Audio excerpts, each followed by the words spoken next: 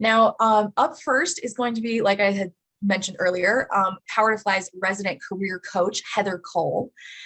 Heather is a master's level career coach serving military spouses globally with 20 plus years of experience in career counseling, workforce development, recruiting, and creative connecting. As a former military spouse, she knows firsthand the unique struggles that military spouses and veterans face when growing their educational and career paths while navigating challenging transitions. Heather is an NYU graduate, constant seeker of diverse experiences and contributions. She is the mother of 2 children, now 19 and 18, and we're so happy to welcome her to the stage today. Joining her in conversation is going to be our own amazing Mariella Marie. Mariella is a Renaissance woman and social impact multimedia producer. She's spent a decade working with diverse technologists, independent artists, and divergent innovators across the globe to deepen their audience's emotional intelligence. She has shared the virtual stage with disruptive leaders such as Deepak Chopra, Raw Goddess, and Catherine Zaleski, among many more. Mariella curates meaningful conversations and installations centered around belonging. She amplifies underserved and underheard voices and develops provocative initiatives that bridge our shared stories and connect us to an enlightened state of awareness. I'm so happy to get to sit backseat and watch this amazing conversation unfold. So Heather and Mariella, I'm going to turn the stage over to you. Take it away. Thank you so much, Meg, for that beautiful introduction. Thank you, PowerToFly.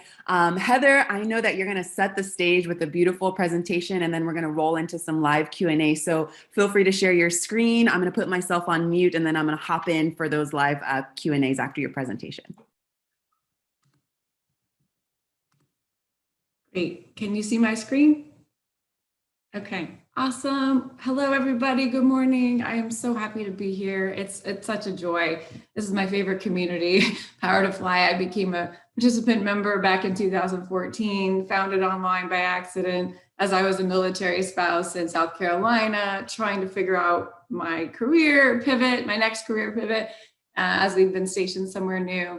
And I'm just so thankful to be here with my community that I love so much. So really happy to be here today and to talk to you all. So my discussion is about graceful career pivots, right? And so just as an intro, you heard a little about what I do. Yes, I am a military spouse, and I've made probably every career pivot you can make. So the struggles of, pursuing your educational path, mine was counseling, psychology counseling in the beginning, and then moving state to state, where you find out the credentials don't match, even though you did all your paperwork and supervision in one state, and then you move. And so, having to start sometimes from square one, it feels like at times. However, with that, and at times having to pivot to full-time work, then part-time work. I have 2 kids, which I'll introduce you to in a moment, my picture.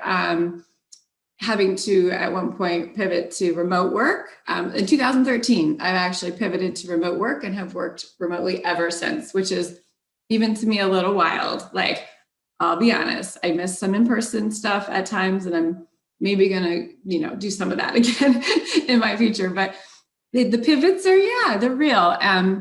The blessing, I guess, for me has been, even in college, like my freshman year, I would go to the Career Center for fun because I found it really, really interesting. And I always really liked to learn about career development for people. So super interested in that anyway. And then the counseling thing, and then literally just because of my life took me where it did, is how and why I became honestly an expert in career counseling and coaching. It kind of happened partly by accident, just life, and then partly because of my interests. So, and that's kind of what I want to talk about today, is how I help others. And I'll share a presentation just briefly about some ways I help people with this. No matter what stage in your life you are, doesn't matter. I help people look at their next stage and really think about, where they're at, what their needs are, and how to match their skills with that stage. And there is a methodical way to do this that helps people. So this is what I help people with. And today I just put together, a little short, it's not very lengthy, but here, let me just go over here. There we go. So a little short slide presentation to kind of walk through some of this, and then certainly hear all your questions as well today. So mastering the maneuvers. Wow. Well, this is my family. This is the day my husband came back from Iraq. Actually, such a good day. I know many of you have faced deployments and wow, just missing things. And yep, he was gone. He missed Joseph's 4th birthday, my son's, and he missed Marissa's first play she was ever in. She was 5 at the time, kindergarten. It was 9 months. It was long. Yeah, it was our first deployment. Anyway, so he came back. We were very fortunate. He came back right before Christmas. So very lucky. Now my children, fast forward, are 19 and 18. And so that's a whole nother story. But anyway, so the maneuvers. So what I help people with, and I think some of this information can help all of you today on the chat, which is first and foremost, when I get to connect with someone and learn about them and where they're at right now in their life. And I help help you do a self-analysis deep dive, really. And it's kind of, we break it down to simple terms. So thinking of, okay, where are you at? What are your life needs right now? Life preferences, life needs, right? You might need a full-time job. You might need a part-time job. You might need a remote job. You might need to make X amount of money for, various reasons. You might, these are some life needs. Life skills. This is the fun part. Okay. This is the fun part. So life skills. Okay. So I help people literally get back to square one with their skills. So sometimes the easiest way to do that truly is to go back to your K through 12 existence, like your younger years, even I would say K through 8, and think about, what do you as an individual, what were you always pulled back into? What did you always do? And even for just because you don't even know why, you were pulled back into. I start there.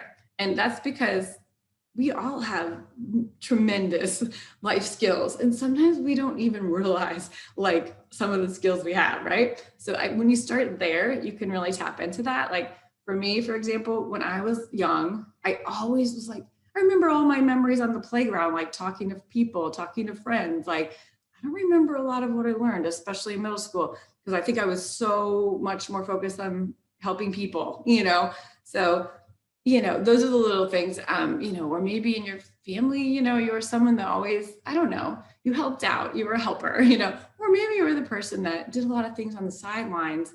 So that allowed other people to do what they do best. Like, so there's, again, thinking about your innate skills and just your innate motivators, honestly, that's what it's all about. And so I help people with that. And obviously, I hear about their background as far as what they've done so far work-wise, what they've done educationally, too, and what they've gravitated towards and what they like. So simple, kind of get back to basics. So then I really help people learn about their options with growing demand workforce needs right now. So I really try to help them learn about the opportunities. And I know sometimes when you're pivoting and you're juggling many things, or in some cases, if you're a veteran, husband's a veteran, and if you're transitioning into civilian work, it's super challenging. I really get that. And it's a different language. It's a different everything. And so that's what I help people with, is translating their skills to current day workforce needs. And, just learning about their options, honestly, putting them together. Okay, so the second part I help people with is tailoring their self-marketing tools. Because once we know again, this is like one step at a time, but once we can help someone pinpoint those things, then it helps us pinpoint, where they want to go for that stage, that next stage. It's all about chipping away stage by stage. And that's what I've seen good luck with my clients who are in these same situations of making transitions. So tailoring self-marketing tools, obviously I help a lot with coaching people on their resume, how to showcase their skills in a way that meets the modern day markets for whatever it is they're going towards. So we kind of help them with that. And it can be fun, believe it or not, it can be. It's like, I look at resumes, isn't like your window shop into your career story. So it can be fun. And I help people do it in a distinctive, fun way for them. They stay in the driver's seat, they do the whole thing. I just coach them. And it can be till they feel like, till we know that it's like, ooh, it shares their secret sauce, their resume, related to what they're going for. So that's what we help you do. Cover letter writing, I do the same process with that. I see better luck with short, succinct, personable, authentic cover letters, which, LinkedIn, same idea there. Again, it's like opportunity. LinkedIn's kind of fun because you have pictures and it's a little more, you can use first, I don't know, you can have a little creativity with that. So I help with that. Network pitching, again, then that's the next step. Then after you have it on paper, really well, and it's okay to have one or two things, by the way, just to let you know, if you're, sometimes people are like, I'm good at this and this, I don't know which one to do, or these are the things, I don't know how to apply that. That's okay. So I help you pin it down to maybe 2 to start targeting, that the workforce needs. And we start there with 2, and it's okay to have like 2 resumes, one for, like for me, I always had one for career coaching, one for recruiting, because it's slightly different and I can do either, both. And so it's okay to have, a couple of things. It's a gig world now, so we can have a couple of things. It's okay, so we help you with that. So once you get it on paper, it's helping you then learn to verbalize that. And it takes practice. It takes practice. Love helping people with this. So, and interview coaching as well, do a lot of that. So, so again, determining what best fit jobs you're most motivated for, and then, how to then kind of channel it from there. So that's the first part. And then the second one, is it? There we go. Okay. Seeking portable careers. So a lot of my military spouses that I work with spouses every day, by the way, through Military One Source, which I'll talk about at the end with our resources, but it's called the Spouse Education and Career Opportunities Program. And I help a lot of my spouses all day long, free. It's free coaching for military spouses through SECO. And every day, client after client, a lot of clients right now seeking remote work for a lot of good reasons. I get it. I did the same thing in 2013. Thank goodness I found PowerToFly to even open that door for me, like to think about it and learn from it. Honestly, that's how it all started in my little, room. Like, how am I going to do this? Anyway, so this is what I see. So many companies, I would say most companies now are open to remote. Not all, but many. And obviously some fields, no, this doesn't work. Many fields, there's a lot of remote opportunities. Almost anything you do in like a brick building, you can now transfer over to needs in a remote world. So I help with that. So if you've done things in a brick building, your whole life, but you're like, how do I, these are my skills I do, how could I pivot? What could I do? And I help you with that. There's so many things. I mean, people skills, marketing skills, obviously computer skills too, but not just computer.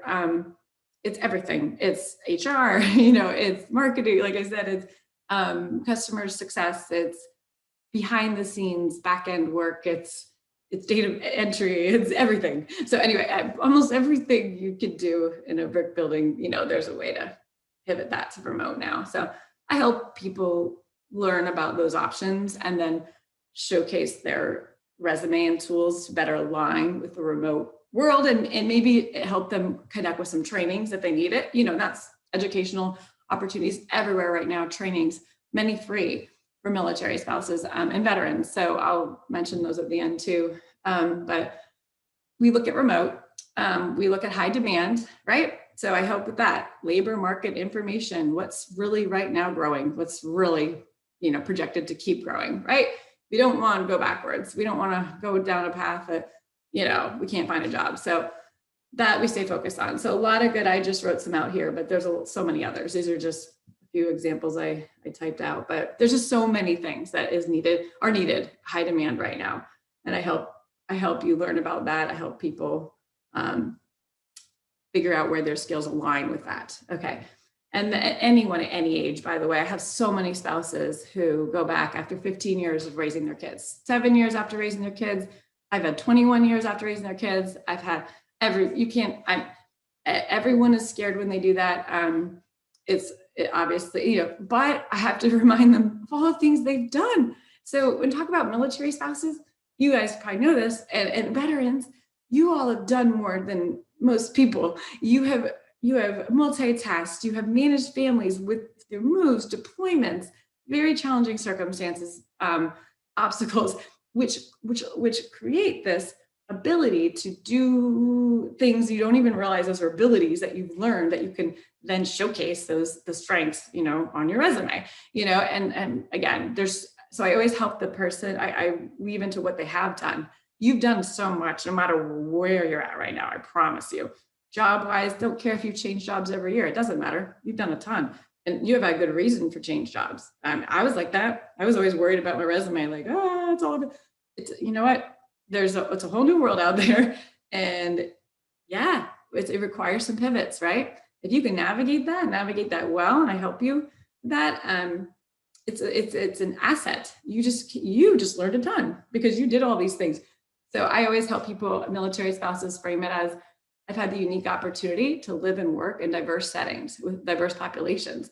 And because of that, I bring this to the team, which is a lot more than most people. So anyway, this is the things that I help people with, and pivoting towards high demand areas, and knowing that they can. I just have to put this out there. Okay, this is funny. When I moved to Utah, we were stationed in Utah, needed a job. I still to this day, I'm like, what just happened? I left a major in college. I did not do journalism because of computers. I was like, I don't like computers. I'm not dealing with computers. That's not my thing. I'm a people person, right? This is back in 1990. Wow. What was it? Like 5. but anyway, long story short, fast forward, I'm in Utah and I need a job, and there's this 3/4 time job, perfect for my children, perfect schedule. At a college I loved, Weber State University, but it was a computer science advisor. So it's just funny. So I went for it. I had the skills to get a job because I was learning about career counseling, and I went for it. And I remember having to do a presentation to all computer science guys. I was the only girl. No, there was one other girl in the room, secretary, and me. And I had to do a whole presentation to all the computer science guys. And I remember just thinking, wow, I never thought my name, like Heather Coll, and computer science would be in the sentence together. Like, this is just, it's almost like a joke. Yeah. But however, long story short, that is what that job I got, right? So then I had to learn. I even audited the intro to computer science class. Again, I'm the opposite of a computer person, y'all, like seriously. So what I'm telling this story because it's what led me to merge with all the minds who do computer work and realize they thought I was amazing because I was bringing communication skills, connectivity, like creativity, like problem solving, like they redid their website nicely, more user-friendly stuff, like just stuff that they couldn't do. I merged with them, and these people could do things I couldn't do, so their department and I, that was when that opened up a whole new door. That is why I felt comfortable later in life saying, yeah, I can merge into the tech world, and just briefly, I'll share this too. I was told by the first tech company I tried to work for locally in Charleston, you're just not meant to work. You're like, well, how do you say it? He said, yeah, I just don't think you're fit for tech startups like that. Right. And this is after I made a mistake. I jumped in too soon to something. I didn't feel 100% they were organized or had it together. I was like, oh, it's such an opportunity. They're so cool. I'm just going to try it. And that was my bad on me. I've learned this. Don't do that. No, it's about fit. You need to be real careful. And it's about if it's fit for you, just as much as it's fit for them. And long story short, yeah, they changed my physician 3 times in the first week. Like, they didn't even know what they wanted. They said they wanted a people person. They didn't know what they wanted. It was chaotic. It was horrible. But my supervisor was just like, yeah, you're just not, a fit for tech startups. Like, basically, like, and so I thought for a minute, wow, maybe he's right. I can't believe I ever thought that, by the way, but it happens. So I failed at many things. So by the way, that's just an example, but so it's just funny. Like, life is funny. Don't ever let one person or one experience or one company or anything like that ever, shape your path. So the rest is history. I've now worked with several tech startups, been a subject matter expert, love it. The companies have been phenomenal, and thank God I didn't take that person's advice. So anyway, but back to this. again, high demand. Tech is high demand. So if you want that pivot, that's what career coaches can help with. PowerToFly coaches too, they're amazing. And I've done that too. And I love that. Like I said, those coaches, any of the coaches through PowerToFly are just amazing. Okay, we're also in a gig economy. So I have a lot of spouses I help daily. One recently who created a whole business for herself. She left teaching because various reasons, and became like her own coach for dyslexic students. And she has a background for that. And she methodically helped create a business with coaching. We do entrepreneurial coaching through Seco for free also. I helped her for like 5 months before she launched it. And just, she was real good about like steps of building a business the right way. There's resources for that. And she is now like actually she's like at full capacity into this school year already. It's her first year doing it. And again, that's just a success story. But I was just blown away by like, right, when you do it the right way and you're using your skills that are in need in the community, how it works. Okay. Now, then there's also things that are just things you can do on the side. Gig economy, it can be part-time, full-time, whatever your needs are. So many neat things I've seen with that. So that's something else to consider. And then let me go over here for a sec. Okay, why do I always do that? Next, I don't know why. Sorry, whenever I click, it doesn't like to do this on mine. I don't know why. There we go. It's a little temperamental this morning on my computer. But so again, entrepreneurship, which we kind of started to talk about with the gig world. So it's a gig economy. By the way, you can, PowerToFly has some part-time things. Flex jobs are so big right now. Upwork, you can find connections, people needing things that you can offer, and it can be in-person things or remote things. So many gig opportunities right now. Hourly pay can be really good. It's part of what I went to recruiting for because I could make a good hourly wage. Can't always do that as a counselor, right? And so it's just like, sometimes your needs change. Right, so it's putting it all together. And then entrepreneurship, like I said, I've seen some really neat creative endeavors through military spouses who've kind of up and gone with some of these things. It could be landscaping, it could be fitness trainers. I had one outside of the box that was so cool. She did hand-painted Islamic glasswork and sold it, and then ended up selling it online. And like, it's beautiful. Like, it was, for her, it was like a hobby, fun thing. But she got to sell things and make money, and that was so exciting to watch. I mean, I had one do knitted dog vests. How cool is that? Doodle boards. I had never ever heard of doodle boards. Now I know what they are. They're all, you probably know what they are. If you don't, you can ask me. Anyway, so like, just cool stuff. There's something for everyone. That's the main thing to remember. At times, does it feel overwhelming? Yeah, but that's where sometimes you need help. And it's okay to get help. Like, we do free coaching for military spouses. Veterans can get free counseling as well for vocational counseling and coaching.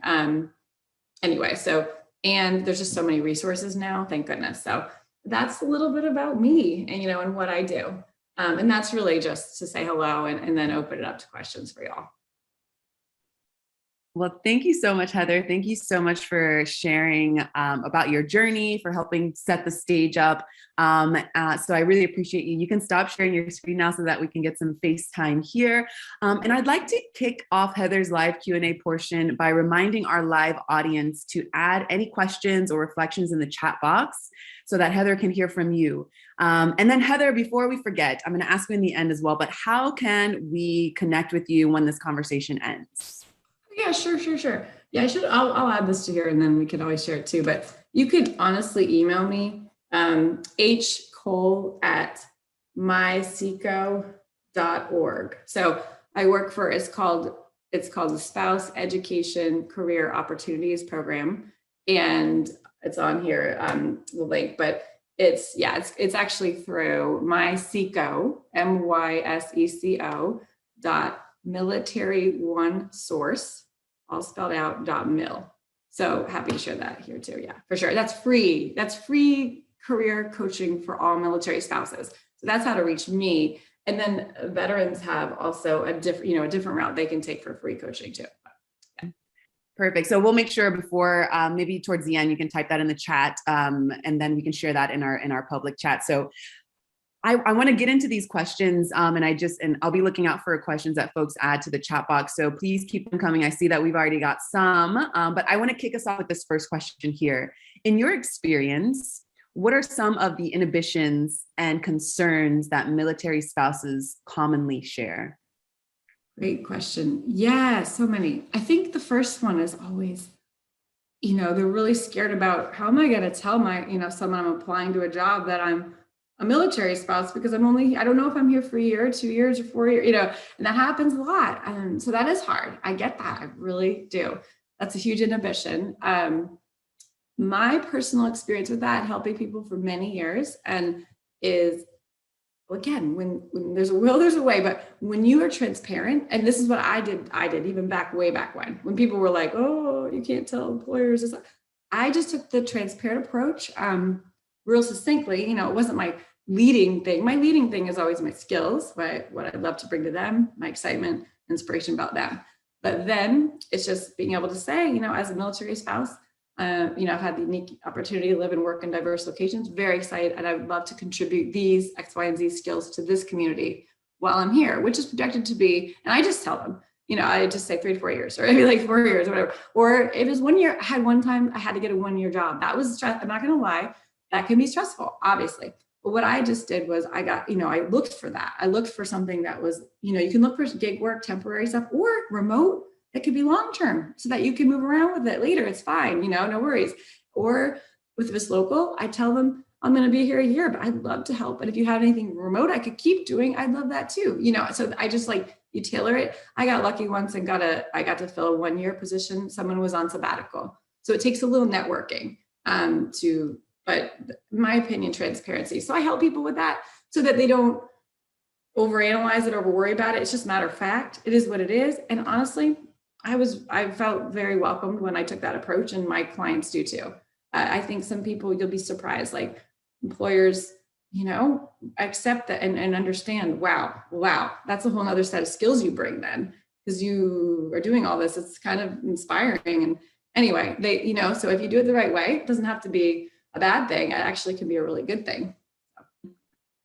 Thank you so much for that detailed response. Actually, this is a great time to raise a question that has been dropped in the public chat. Trisha writes, are there any tools or crosswalks that could help recruiters when it comes to skill setting for military spouses and veterans in particular? Yeah, tools or crosswalks. Yeah. Tools or crosswalks. I personally believe it is helpful for individuals when they get the most accurate information they can get.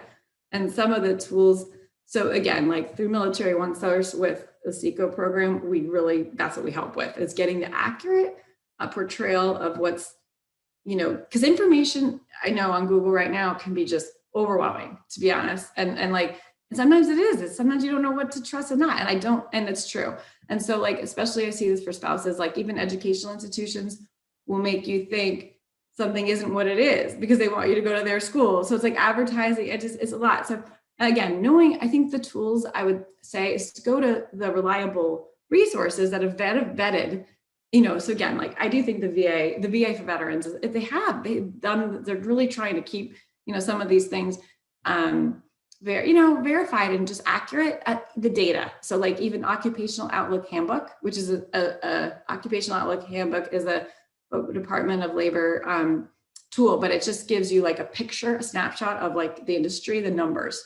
And that's important. You got to have, and I think it's that plus, this is the other one, seek mentors, seek a mentor. And again, PowerToFly is great with this. You can get a lot of free mentoring just by coming to chats. And that's what I did, online, you have to find word of mouth, good referrals for those, PowerToFly places. But then once you have that, and either way you go, you can trust connecting to help find a mentor. So I think mentor and reliable information. Yeah. Great. And let's stick with recruiting for a little bit. What is the importance of recruiting military spouses into the workforce? I know that you've touched on your personal experience, but can you just speak to, for the greater cause, the importance of recruiting, this specific demographic? Definitely. I mean, a part of why I went back full time to helping spouses, because I'd done this before and I was like, oh, and during COVID and everything, I was like, I want to help this population again, is because I'm not kidding. That I guess because maybe when I was in that world, I met so many of them, and like there's just such a pool of highly talented, highly diverse from all over. I mean, they're from all over other countries. They're from, because, they've met their spouses in so many different ways. And there are literally some of the most talented, diverse individuals I've ever come across in my life. And again, I think there is something to be said. They bring a resilience, they bring a sense of commitment, because of being a military spouse. They bring, again, like tasks that they don't even realize, but they've had to do lots of things in a challenging, creative, out-of-the-box way. And sometimes uncertainties. They have to navigate being penciled in for one location and then getting sent somewhere totally different all the time. So things like that, and just your life isn't, you can't shape it, in your terms. So therefore they develop an ability to be flexible, ability to be resilient, and think about it. Those are all qualities that companies desperately need to have successful companies. So they bring a lot to the workforce in those ways, I would say, for sure. We need them. Absolutely. When you were speaking, I was thinking of that word, flexibility. So I'm happy that you highlighted that and the importance of that.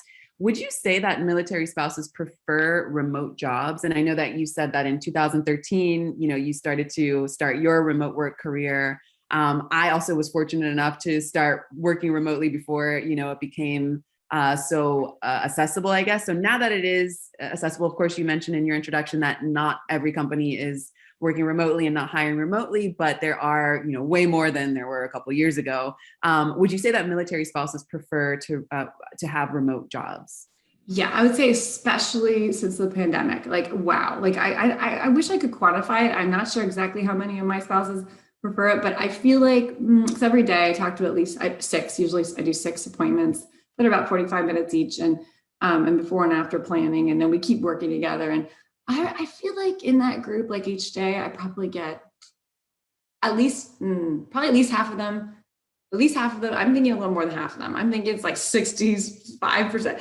I'm just trying to guess, but it's a lot. It's not for everyone. It's not for everyone. You know what I mean? That's okay too. There's things you can do and move around with that are, again, everywhere you go, they're going to have jobs in that area. So it's okay, but I would say right now with the pandemic, it's probably leaning towards 65, 70% of people wanting remote jobs. Yeah, my spouses. And do you have any personal tips and tricks on like how to transition into remote work?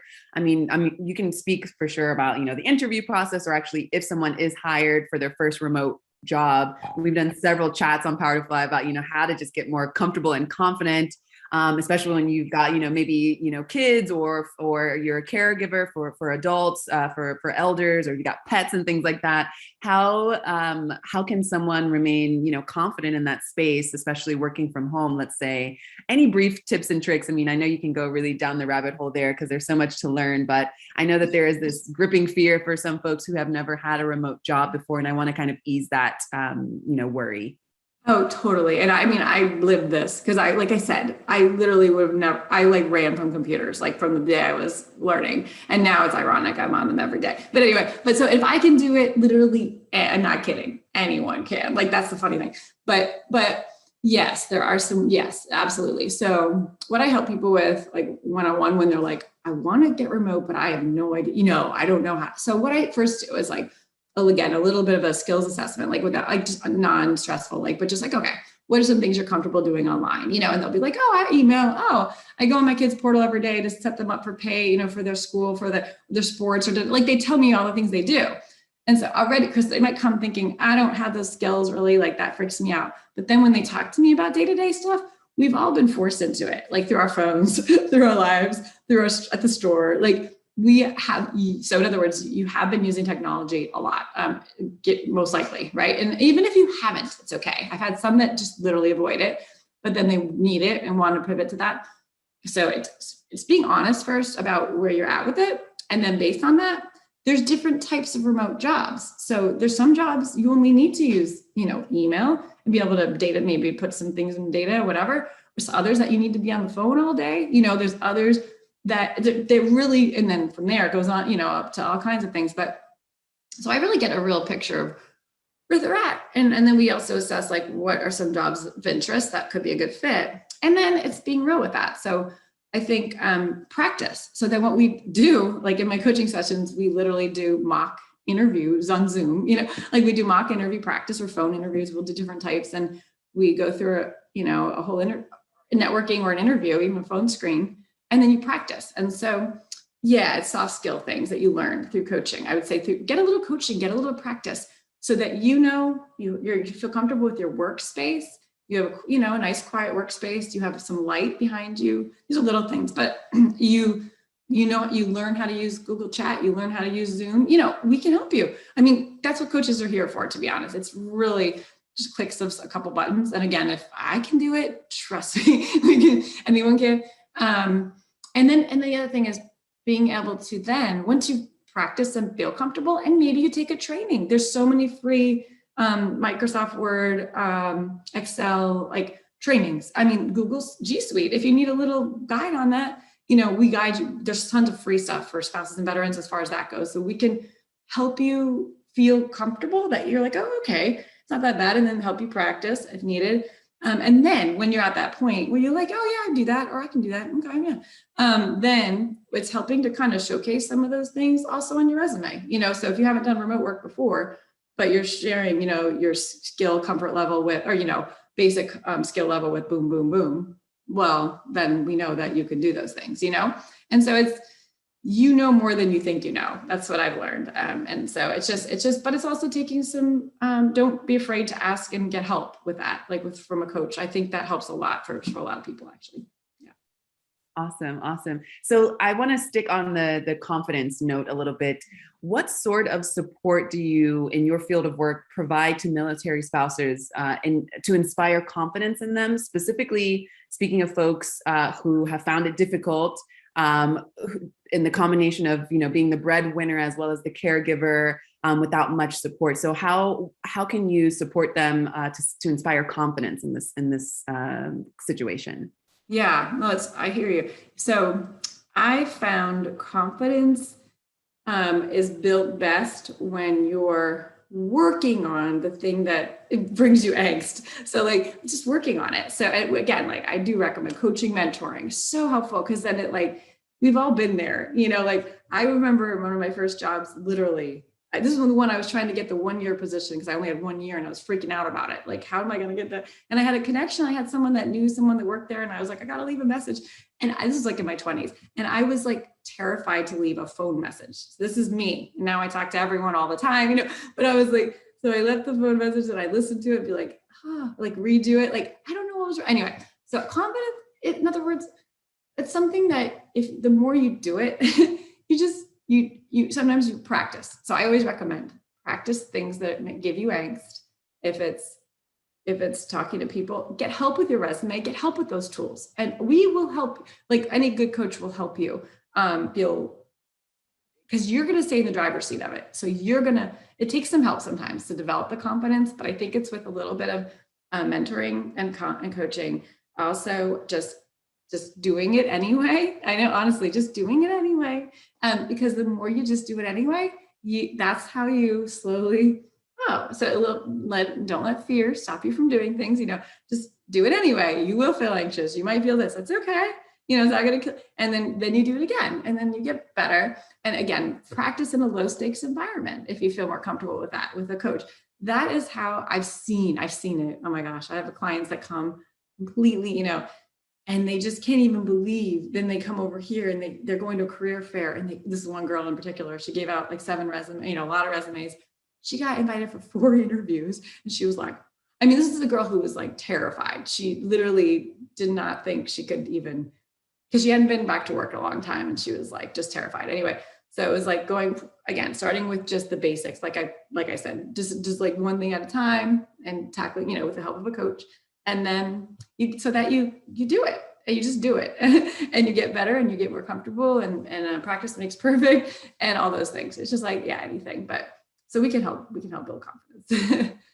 That's great, because even in your introduction, I wrote down some words as you were reflecting on your journey, on your career journey, and persistence. That word persistence came up, and also taking that leap of faith. So I hear that you're echoing that in this response as well. So to trust in yourself, and maybe even I love that you're highlighting mentorship and networking as well. So that I know, and if we stay stuck in our minds, we self-doubt, we have these limiting beliefs. But when we, are faced with someone else who can, encourage us or just show us different ways that we can show our skills, I think that definitely helps to ease the fear, at least. And then, of course, like you said, practice makes perfect. So thank you so much for those tips, Heather. All right. I just want to remind folks, we've got a little over 15 minutes left. So if you have any questions or reflections, please drop those in the chat box so that I can raise them to Heather. But for now, Heather, let's move on to this next question here. Would you say that military spouses have to somehow make the choice between getting a job to fulfill their responsibilities versus getting a job that is related to their passions? Is that something that depends on what sort of opportunities can be made available to them? And how does your work play a role in this to help kind of find that balance? I saw that one earlier, and I thought, well, that's a really good question. And I think we all grapple with this one. It's a big one, so it's like, okay. So what I think about that is, in my experience, it's all about fit. So like, again, for that life stage, the fit can be for a lot of reasons. So sometimes the fit is because of essential life needs, right? You have to, oh my gosh, because of this, I need to make a salary of this for my, family or whatever it is. And so sometimes it's needs based, so that can create fear, but I'm like, that's okay. So it's like, if this is what we're going for, then what I still find is best is what people find, and I help them find like where their skills align with their motivators. And usually things you're motivated for do involve some of that passion. It really does. And so, okay, whether it's going to be your top hobby in life, that's a hard one. You know what I mean? Now, what I say for that, like say it's like, I don't know, just something you like absolutely love to do for fun every day, right? But it's your hobby, but you love to make that your business. And I say, this is what I say for that. So sometimes with life needs, you do need to like think realistically, and like we help with that to find something that like allows some of that creative flow or problem solving or motivation that is tapping into your passion, somewhat. I think it's important to have to find that, like a job that like motivates you. That's important. So that does involve some passion. But these other really cool hobby like gifts that people have, it could be singing, it could be whatever. They want to do that full time, but right now, it doesn't match what they need. So that's okay. This is what I see, and this is what works with spouses all the time. You have to remember, you can chip away at those things still. So don't lose sight of it. I promise. Like, I know it seems like you can't sometimes. I get it, because time seems not there sometimes when you're so busy. I really get that. But I'm not kidding, even 15 minutes a day or half hour a day of being able to still focus on your passion, you'll be surprised, because each stage of life, you might have more time for that when your kids get older, or, whatever you're at, or this. So I would say, do not give up on that passion either. We live in a world where you can do more than one thing. And maybe in your company, say you get a job and then you bring to light some of your interests with such and such, whatever it is, whatever your hobby is, they might let you leave that in there. And that does happen, like somehow with that's awesome. Or again, you keep it alive. So I think that it's very important to keep your passion, not like, don't throw it away. No.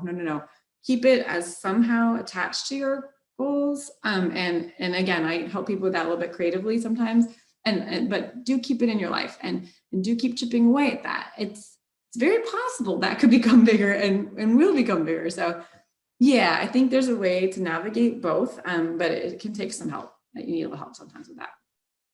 I love that. I definitely agree with, that just helps you to be more authentic in life, and especially in your new role. So I've heard stories of, maybe there's an employee resource group or an affinity group that has been created, and this person who used to be on stage performing theater, who now is, working in sales, has been able to share that theater heart that he, thought he had to push aside, but he's able to share that in the employee resource group or during like virtual networking. So I've seen it happen as well. And I'm happy that you are saying to hold on to your passion, because they can come up in different ways. They can help build bridges they can help, they can turn into something that you had no idea. I mean, things are changing all the time. And as you said before, lots of things are going online. So maybe, you could do something with that passion that you didn't think you could do. So definitely hold on to that passion. I agree with Heather. Thank you for reminding.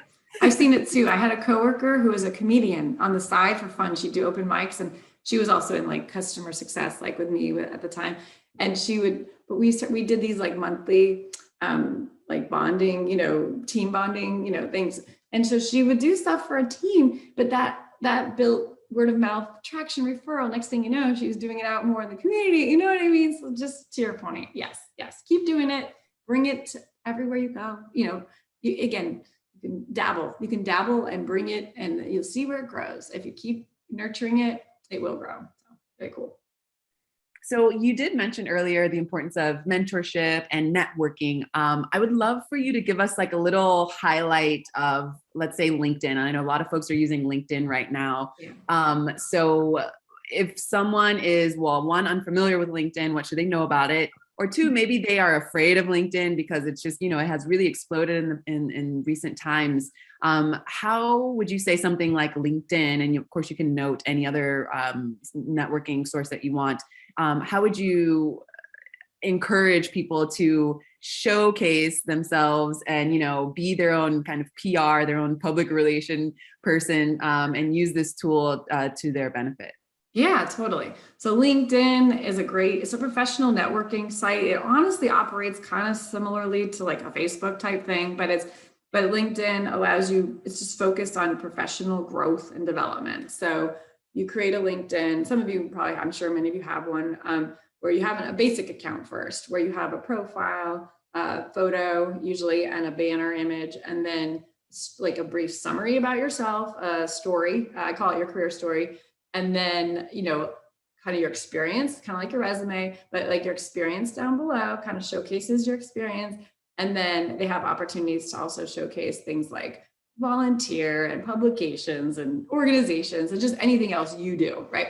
So my approach with that, helping people with that, I really see good luck when people, if they're going to use LinkedIn, I say, do it, then it's good to take the time to do what I'll mention, which is, create a LinkedIn basic account that you feel good about. So other words, it's kind of like the same process I mentioned before, but I look at it as like a window shop into your career story. So remembering like even the picture you pick, I always say, shoulders up, be a professional, good lighting, but also just just make sure it's an authentic picture where you come across, because they won't know you it's a cool first impression picture. So I'm like, yeah, just have your vibe, flow in that picture. And then you get to pick a banner image, any image you want. So I say, why not have fun with that and think of something about you want to showcase, and it tells them something new about you. It could be a place you love. It could be a symbol of the work you bring. It could be, people use that image in their own way. Creativity. It's a chance to show something about you, and they can learn about you. Then, okay, one thing that's super important on the LinkedIn. So if you're just starting from scratch, like header, make sure you have a very accurate header that aligns with what you want to do more of. So think of those two things: accurate, short, succinct, maybe 2 top skills and talents you bring. It's okay to be creative with that. Like you can have your job title, your last job title, that's fine. But then I always put a line, and then whatever it is, again, mine says creative connector, but that's because that's sums up a lot of what I do. But you can summarize your whatever it is in your own way, but making sure that header is skills that you bring, but also things you want to do more of, because I'll be honest, that header matters a lot. Algorithms really show that. So the header is important. And again, it has to be tailored to what you want to do more of. So then the story, have fun with it. The summary, I always say share. You can do it in first person if you want to. Some people do, and that's fine. Either way, but you can share, who you are professionally, how you got there, what distinctive skills you bring, kind of your secret sauce, and it's personal. So you can do it your way. And some people have fun with it. I know a CEO at the end who's like, "Go Blue," because he's a Michigan fan. You can have a little fun with LinkedIn. LinkedIn's a social media site, so it's like a little more relaxed, I think, than a resume. I like it. And then of course the background, you want to make sure in your background, in your experience section, you have clear successes that you've brought to the table in each role. So I always think that way. Think of like what skills you brought, how you brought it, maybe weave-in tools used, and if you have any outcomes, any I call it data, but like your own metrics, then add them. And don't get caught up too worried about that. Just more like time frames or number, per day customers you talk to, or those little data points can be an impactful story. So thinking that those are more powerful typically than just descriptions of a role.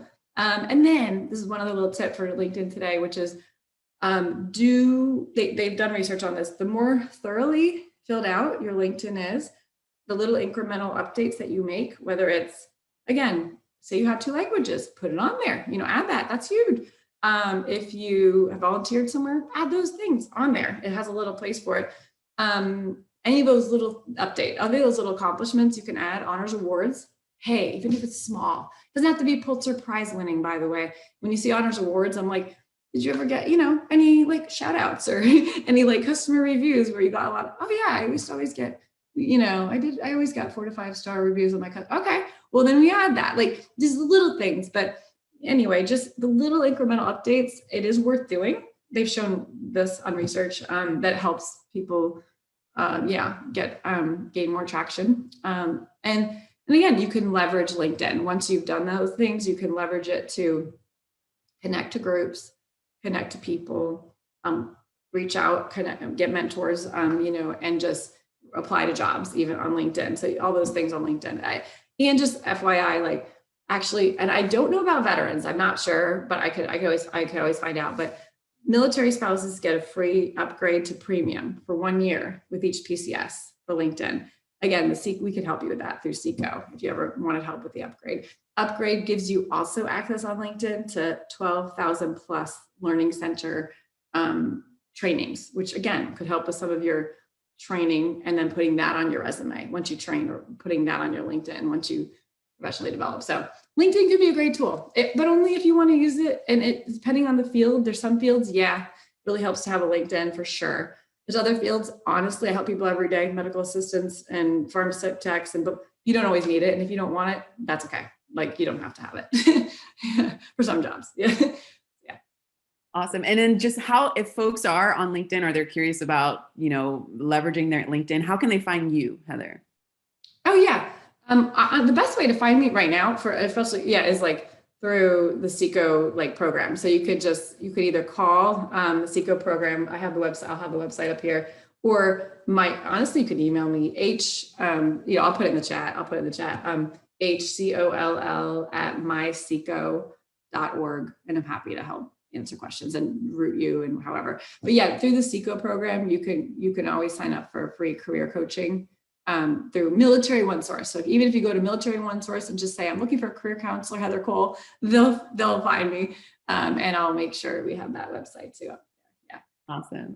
Thank you. I want to make sure that people know how to connect with you because we've got about 5 minutes left. And I do want to raise this question that was put in the chat box here, which I think is a very, very important question.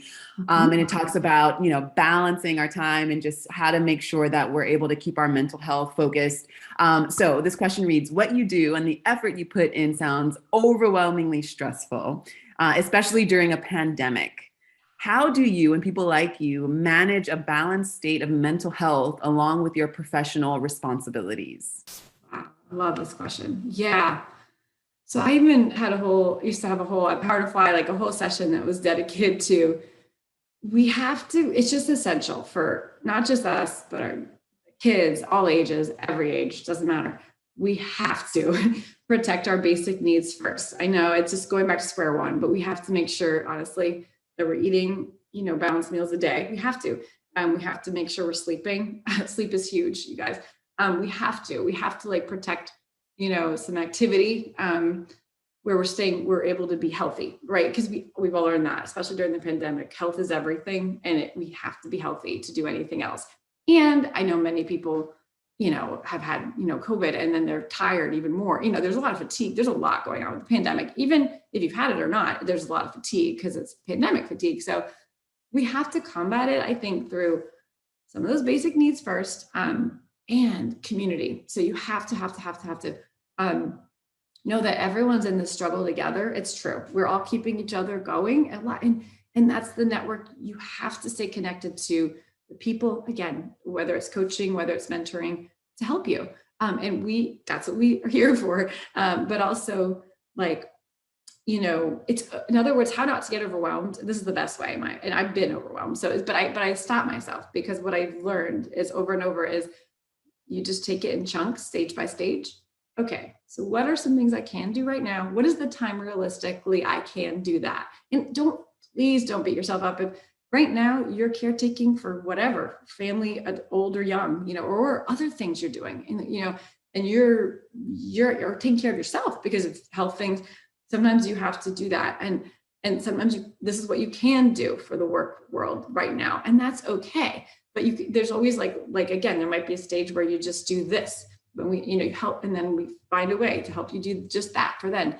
And again, there might be, and then stages change, then there's another stage in life where, oh, now I could give this, maybe your kid's in kindergarten now. So you're like, okay, now I have this, this is just, so it's stage by stage, that I think that's the best way to not get overwhelmed is, just look ahead, like the next, where you're at in your life, the next life stage that you can look at. If you're getting deployed or moving around, look at that time frame. That's how I always did it. I would be like, okay, we're in Texas for 4 years, so this is what I'm gonna focus on. My goals and my short term, long term, and getting help. Relying on other people, the military community. They helped me through deployments. And my spouse, they had Hearts Apart once a month where you go and connect with the other families who are going through it too. So important to connect with community and people who are in the same boat and willing to help each other out and getting that support. And it's okay. It doesn't have to be your biological family, by the way. Neighbors, my neighborhood has really come together.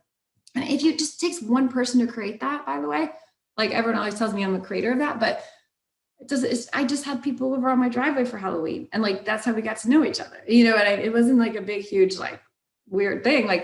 And so little things you can do to reach out to others, get to know others, learn from them, share with them. They'll learn from you. It's a win-win. And next thing you know, you're like, wow, I have a little community here, And as a military spouse, when you first move somewhere, I remember how hard it is. I really do, really do. And for me, I don't know, if you do those little things though, within about 6 months, you feel like, oh, wow, okay, I have a couple go-to people. You know what I mean? It's just you start, you just have to put in a little effort with that. But it feels great to help others, by the way. So offer help to others.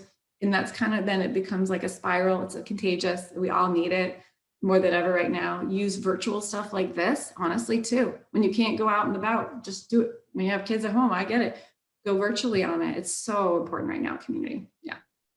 Well, I think that's a wonderful way to end this session, highlighting the importance of community, knowing that we don't have to be alone, especially during stressful times, and that you don't have to be a creative connector like you are wearing the crown of being the creative director or the creative connector, that anyone can do it. And it just takes one person, and that persistence and leap of faith message that you kicked off this session with. So Heather, thank you so much. I really appreciate you dropping knowledge today. Good luck to everyone. I definitely recommend reaching out to Heather, and enjoy the rest of your day. Thank you. Thank Heather. you, Ella. Thank you, everybody. Have a great day.